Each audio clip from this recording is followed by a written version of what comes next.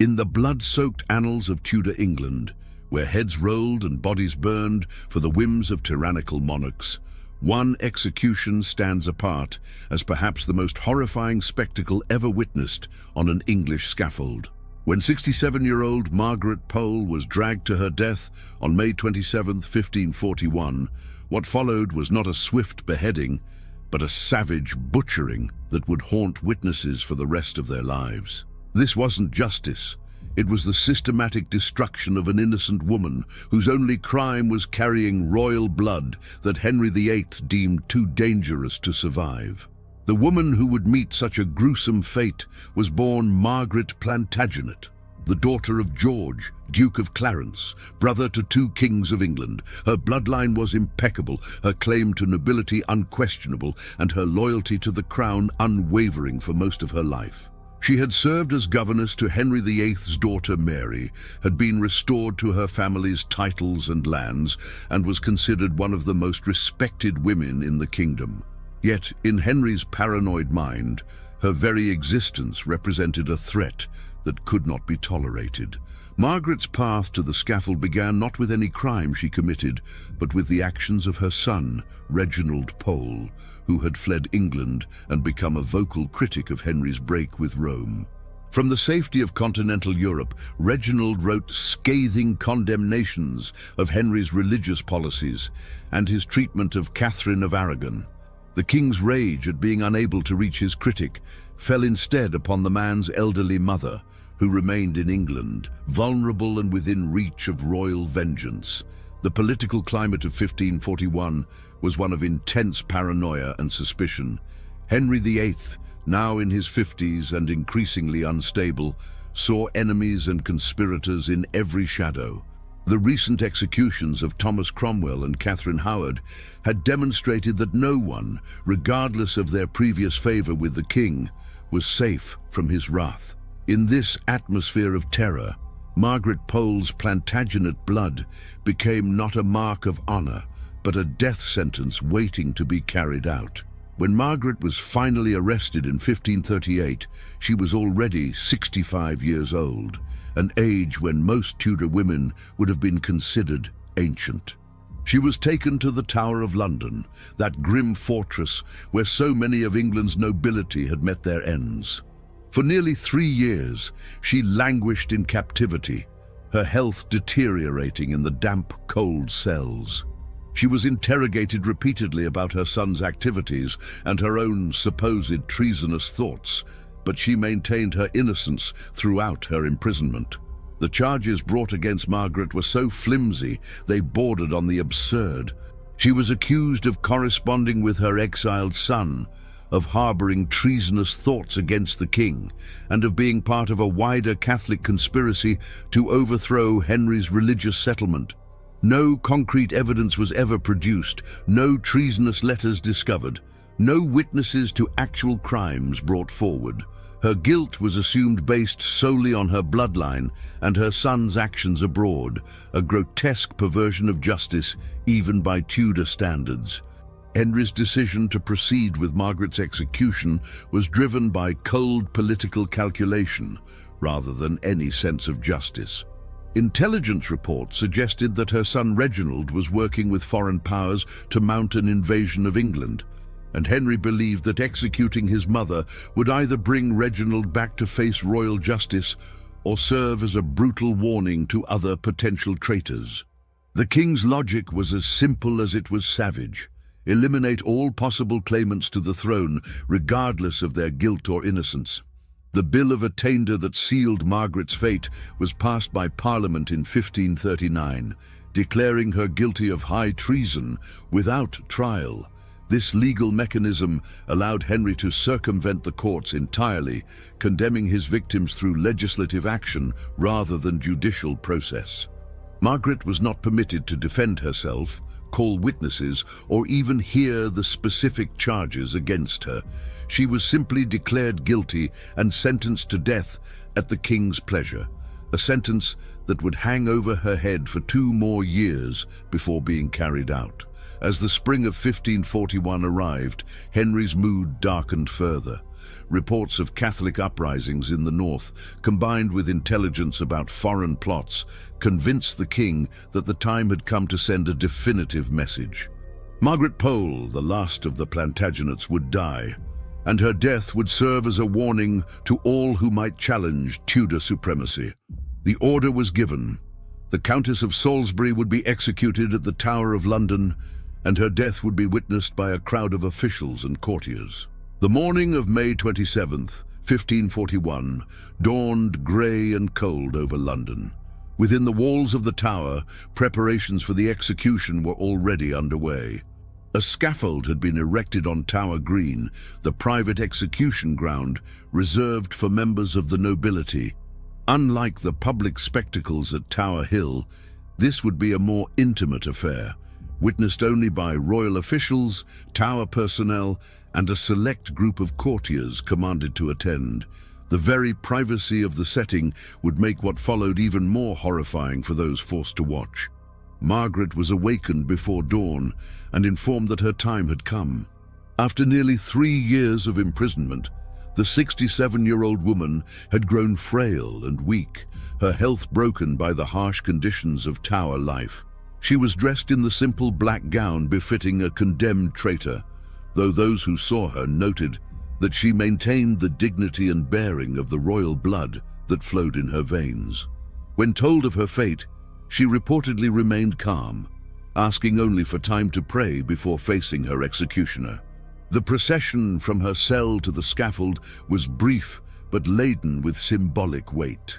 Margaret walked slowly, supported by guards, her grey hair visible beneath a simple white coif. Witnesses later described her demeanor as remarkably composed for a woman facing such a fate. She had spent the previous night in prayer and contemplation, preparing her soul for what she believed would be a quick death followed by eternal judgment. Nothing could have prepared her for the horror that awaited. Tower Green had witnessed many executions over the years, but none quite like what was about to unfold. The scaffold stood roughly 4 feet high, surrounded by a small crowd of perhaps 30 or 40 witnesses.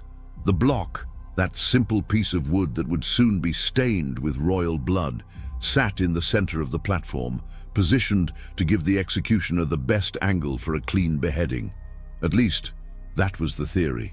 The executioner himself was not the Tower's regular headsman, who was reportedly unavailable that day, but a substitute whose lack of experience would soon become tragically apparent. When Margaret was helped up onto the scaffold, she faced her small audience with remarkable courage. Contemporary accounts suggest she spoke briefly, maintaining her innocence and committing her soul to God. She did not beg for mercy or protest the injustice of her fate. Such displays were considered unseemly for nobility facing execution. Instead, she knelt at the block with the same dignity she had shown throughout her life, positioning her neck across the worn wood and waiting for the swift stroke that would end her suffering. What happened next would be burned into the memories of every witness present, a scene so horrific that some would refuse to speak of it for years afterward. The inexperienced executioner raised his axe, took aim at Margaret's neck, and brought it down with what should have been a killing blow. Instead, the blade missed its mark entirely, striking her shoulder and back with tremendous force. The elderly woman's scream of pain and shock pierced the morning air as blood began to flow from the gaping wound. Incredibly, Margaret did not die from this first botched blow. Instead, wounded and terrified, she attempted to rise from the block, her survival instincts overriding the protocol of execution. Blood streaming from her shoulder, she tried to escape the scaffold, moving with surprising speed for a woman of her age and condition. The sight of the bleeding, desperate countess scrambling across the platform sent shockwaves through the assembled witnesses, many of whom had never seen anything so brutal in their lives. The executioner, panicked by his failure and the chaos now unfolding before him, pursued Margaret across the scaffold with his axe raised.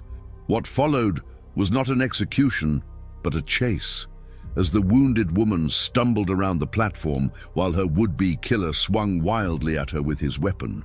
Witnesses described the scene as resembling a slaughterhouse more than a judicial proceeding, with blood spattering the wooden boards and the air filled with Margaret's cries of pain and terror. Blow after blow rained down upon the defenseless woman as she struggled to evade her tormentor. The axe struck her back, her shoulders, her arms, anywhere the panicked executioner could reach as he chased her around the scaffold. Contemporary accounts vary on the exact number of blows delivered, but most agree it was at least 10, possibly more. Each strike added to the horror, as Margaret's strength gradually failed and her movements became weaker and more desperate. The witnesses stood frozen in shock and revulsion as the butchery continued. Several courtiers were seen turning away from the spectacle, unable to watch, as the elderly countess was hacked to pieces before their eyes. Others reportedly became physically ill, overwhelmed by the sight and sound of such savage cruelty. Even hardened Tower officials, accustomed to the business of death, were visibly shaken by what they were witnessing on the blood-soaked scaffold. Finally, after what seemed like an eternity, but was probably only a few minutes, Margaret's strength gave out entirely. She collapsed onto the wooden platform, her body broken and bleeding from multiple wounds. Even then, the executioner continued his grim work, delivering several more blows to ensure that his victim was finally dead. When the axe fell silent at last, the scaffold was awash with blood, and Margaret Pole, the last of the Plantagenets, lay butchered like an animal rather than executed like a noblewoman. The immediate aftermath of the execution was one of stunned silence and barely controlled horror. The witnesses, many of whom held high positions in Henry's government, struggled to process what they had just seen. This was not the clean, dignified death expected for a member of the nobility, but something far more primitive and savage. Several officials were seen crossing themselves, while others simply stood in shocked silence, staring at the blood-soaked remains of what had once been one of England's most respected noblewomen. Word of the botched execution spread quickly through the corridors of power, reaching Henry VIII within hours. The king's reaction, as recorded by contemporary sources, was one of cold satisfaction rather than horror. He had wanted Margaret Pole dead, and dead she was. The manner of her death was of little concern to him. If anything, the brutality of her end served his purposes even better than a clean beheading would have, sending an unmistakable message about the fate that awaited those who opposed his will. The international reaction to Margaret's execution was swift and condemnatory.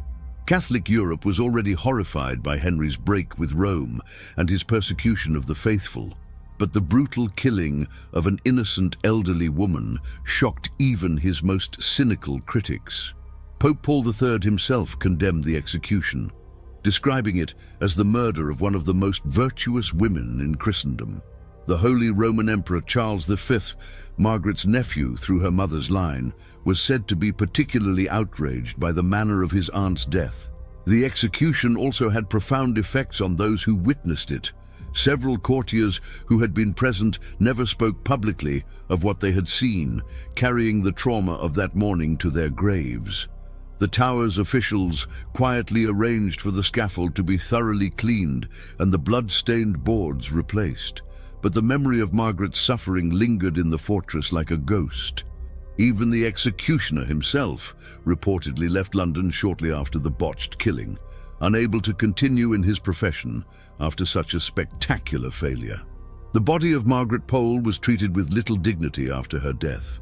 Unlike other noble victims of Henry's wrath, who were often given elaborate burials befitting their station, she was hastily interred in the chapel of St. Peter ad Vincula within the Tower walls. Her grave was unmarked, her remains mixed with those of other executed traitors and forgotten victims of royal justice. It would be centuries before she received any form of official recognition for the injustice of her fate. In the years following Margaret's death, her son Reginald continued his opposition to Henry VIII from exile, eventually rising to become Cardinal Pole under the Catholic Church. He never forgot the brutal manner of his mother's death, and when he finally returned to England during the reign of Mary I, he worked tirelessly to restore his family's honor and reputation. However, the trauma of his mother's execution remained with him for the rest of his life, shaping his views on justice, mercy, and the proper exercise of royal power. The execution of Margaret Pole marked a new low in Henry VIII's reign of terror, demonstrating that even age, innocence, and nobility provided no protection from royal paranoia. Her death served as a stark reminder of the arbitrary nature of Tudor justice, where guilt or innocence mattered less than political expedience. The manner of her killing, savage, prolonged, and utterly without dignity, reflected the fundamental corruption of a system that allowed one man's fears and prejudices to override all concepts of justice and mercy. The broader implications of Margaret's execution extended far beyond the immediate political circumstances of 1541. Her death represented the final extinguishment of the Plantagenet line in England, ending a dynasty that had ruled the country for over 3 centuries. With her brutal killing, Henry VIII had not merely eliminated a perceived threat, but had severed one of the last remaining links to England's medieval past, clearing the way for the absolute monarchy he envisioned for the Tudor dynasty. The case of Margaret Pole also highlighted the particular vulnerability of women in Tudor England's political system. Despite her advanced age and obvious harmlessness, she was held responsible for her son's actions and treated as if she posed a genuine threat to national security. Her gender and age, which should have afforded her some protection under the chivalric codes still nominally in effect, instead made her an easier target for a king who preferred to strike at the defenseless rather than confront his real enemies directly. The religious dimension of Margaret's persecution cannot be ignored when examining her fate. As one of the last openly Catholic members of the old nobility, she represented not just political opposition, but religious resistance to Henry's ecclesiastical revolution. Her execution served as a warning to other Catholics that their faith would not protect them from royal wrath, and that continued adherence to the old religion could be construed as treason against the new order Henry was establishing. The international diplomatic consequences of Margaret's execution continued to reverberate long after her death. European powers, already suspicious of Henry's religious and political policies, viewed the brutal killing of an innocent elderly woman as confirmation of the English king's descent into tyranny. This perception would contribute to England's increasing isolation from Catholic Europe and would influence foreign policy decisions for years to come. The execution also had lasting effects on English legal and constitutional development.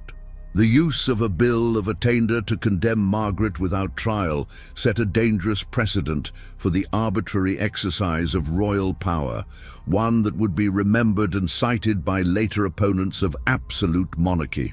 The case became a symbol of the need for proper legal protections and due process, influencing the development of English constitutional law in subsequent centuries. The memory of Margaret Pole's brutal death was carefully preserved by Catholic recusants and other opponents of the Tudor regime. Her story became part of the underground narrative of resistance to tyranny, passed down through generations of those who remembered the old ways and the old faith. This preservation of memory ensured that the injustice of her fate would not be forgotten, even when official histories sought to minimize or justify Henry's actions. Perhaps most significantly, Margaret's execution demonstrated the ultimate bankruptcy of Henry VIII's political philosophy. His willingness to torture and kill an innocent elderly woman for the crimes of others revealed the moral emptiness at the heart of his reign. The king, who had once been hailed as a Renaissance prince and defender of the faith, had become a paranoid tyrant whose fears drove him to acts of breathtaking cruelty against his own subjects. The scaffold on Tower Green, where Margaret met her end, would witness many more executions in the years to come, but none quite as horrific as hers. Her blood had stained not just the wooden platform, but the very concept of royal justice in England.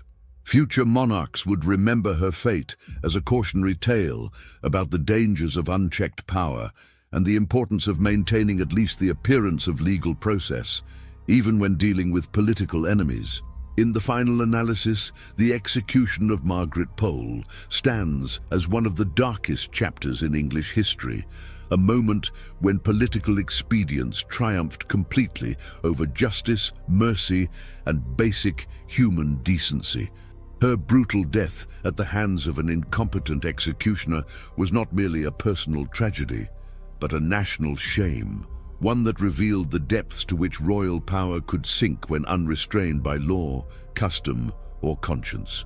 The screams that echoed across Tower Green that morning in 1541 were not just those of a dying woman, but the death cries of an older, more humane conception of kingship itself. The legacy of Margaret Pole's execution extends far beyond the Tudor period, serving as a perpetual reminder of the importance of legal protections, due process, and the rule of law. Her story continues to resonate with modern audiences precisely because it illustrates the timeless dangers of arbitrary power and political persecution. In an age when we take such protections for granted, the fate of this elderly countess reminds us how fragile these safeguards truly are, and how quickly they can be swept away by fear, paranoia, and the unchecked exercise of absolute authority.